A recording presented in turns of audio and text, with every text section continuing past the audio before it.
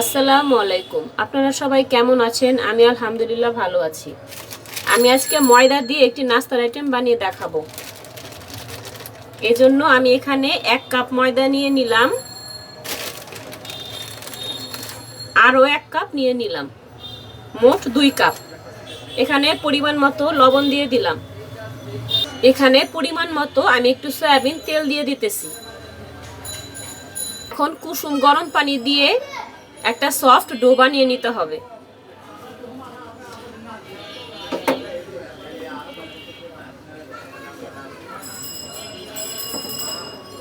পানিটা আমি একবারে দিব না, অল্প অল্প করে দিব আর একটু সফট ডো বানিয়ে নিব।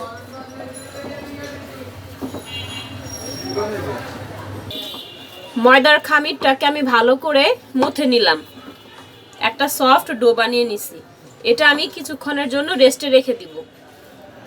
আমি যে নাস্তাটি বানাবো এই নাস্তাটির জন্য আমার একটি পুর তৈরি করে নিতে হবে। এজন্য আলু সিদ্ধ করে আমি হাত দিয়ে চটকিয়ে নিছি।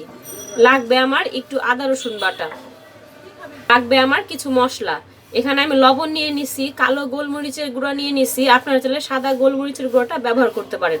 হলুদের গুঁড়া নিয়ে নিছি, গরম মশলার গুঁড়া নিয়ে নিছি, লাল মরিচের গুঁড়া নিয়ে নিছি, ধনিয়ার গুঁড়া নিয়ে নিছি। এখন এই সব শুকনা উপকরণগুলো আমি এই আলু সিদ্ধ করা যে চটকিয়ে নিছি এটার মধ্যে আমি দিয়ে দিব। সেই আদা রসুন বাটাটাও আমি দিয়ে দিলাম। আমি একটু টমেটো সস দিয়ে দিতেছি। আমি টমেটো সসটা দিলাম, আপনারা অবশ্যই টমেটো সসটা দেওয়ার জন্য চেষ্টা করবেন। এখন লাগবে আমার কর্নফ্লাওয়ার।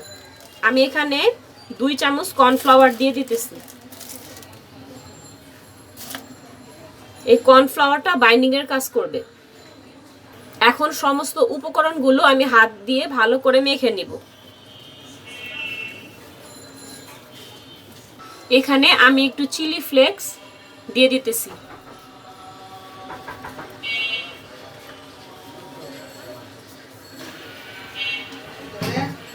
আপনারা যে যেমন ঝাল খান বুঝে কম বেশি করে নেবেন। এখানে যে আমি কর্নফ্লাওয়ার দিলাম, আপনারা কর্নফ্লাওয়ার যদি আপনাদের কাছে না থাকে তাহলে আপনারা ময়দা, না হলে বেসন, না হলে একটু চালের গুঁড়া ব্যবহার করতে পারেন। এখন ভালো করে আমি একটু মেখে নিতেছি।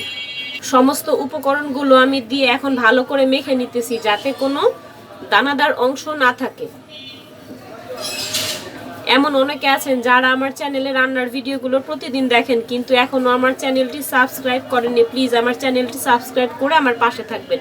আর সাথে যে বেল বাটন আছে বেল বাটনটি অন করে রাখবেন। আমি যখনই রান্নার ভিডিও দিব আপনারা নোটিফিকেশন পেয়ে যাবেন। এখন আমি নাস্তাটি বানাতে চলে যাব।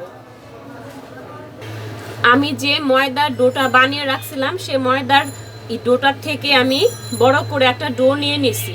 এখন এটা আমি পাতলা রুটি করে বেলে নিই। যতদূর সম্ভব একটু পাতলা রুটি করে বেলে নিতে হবে, বেশি মোটা করে বেলা যাবে না। রুটিটা আমি এরকম পাতলা করে বেলে নিছি, বেশি মোটা করা যাবে না। এখন রুটিটা ঠিক মাঝখানে এরকম একটা প্লাস্টিকের বাটি বা ঢাকনা যে কোনো কিছু আপনাদের কাছে থাকলে মাঝখানে এভাবে বসিয়ে নেবেন।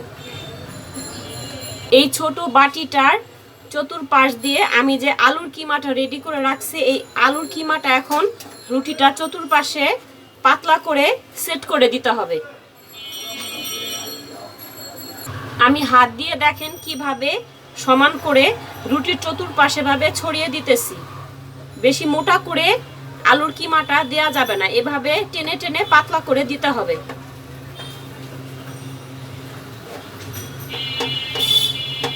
যখন কিমাটা চতুর্পাশে সেট করা হয়ে যাবে তখন বাটিটা আস্তে করে উঠিয়ে ফেলতে হবে। এখন চাকু দিয়ে আমি সমান ভাগ করে নিব।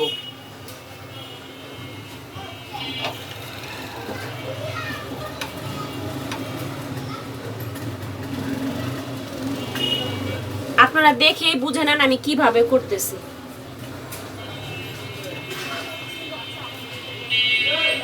আমি অনেকগুলো ভাগ করে নিতেছি, এভাবে করে আমি সবগুলো করে নিব।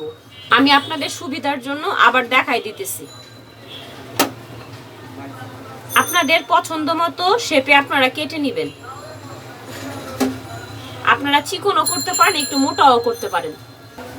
এই মাঝখানের অংশটার মধ্যে একটু পানি দিয়ে এভাবে ভিজিয়ে নেবেন, তাহলে মুখটা সিল করার সময় আর খুলে যাবে না। এখন কিভাবে ভাঁজ করতে হবে আমি আপনাদের দেখাই দিতেছি। এভাবে করে আপনারা ভাঁজ দিয়ে নেবেন, এভাবে হাত দিয়ে একটু সেট করে দিবেন।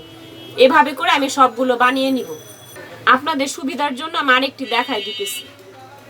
এভাবে করে উল্টিয়ে দিবেন।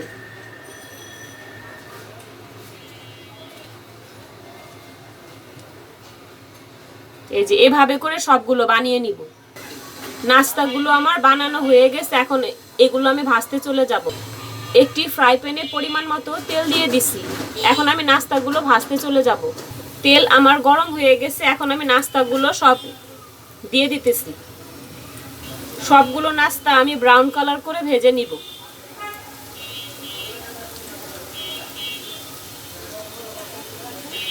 এই নাস্তাগুলো আপনারা চাইলে বাচ্চাদের টিফিন বক্সেও টিফিন হিসেবে রেডি করে দিতে পারেন, বাচ্চারা অনেক খুশি হবে।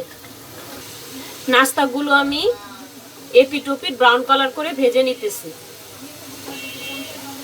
আমার রান্নাগুলো আপনাদের কাছে কেমন লাগে একটু কমেন্ট বক্সে কমেন্ট করে জানাবেন।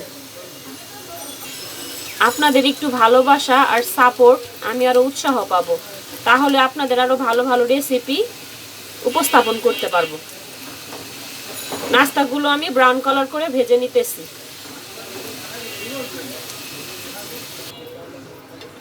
নাস্তাগুলো আমার সব ভাজা শেষ। কেমন লাগলো জানাবেন আপনারা কমেন্ট বক্সে। আপনারা সবাই সুস্থ থাকবেন, ভালো থাকবেন। আসসালামু আলাইকুম।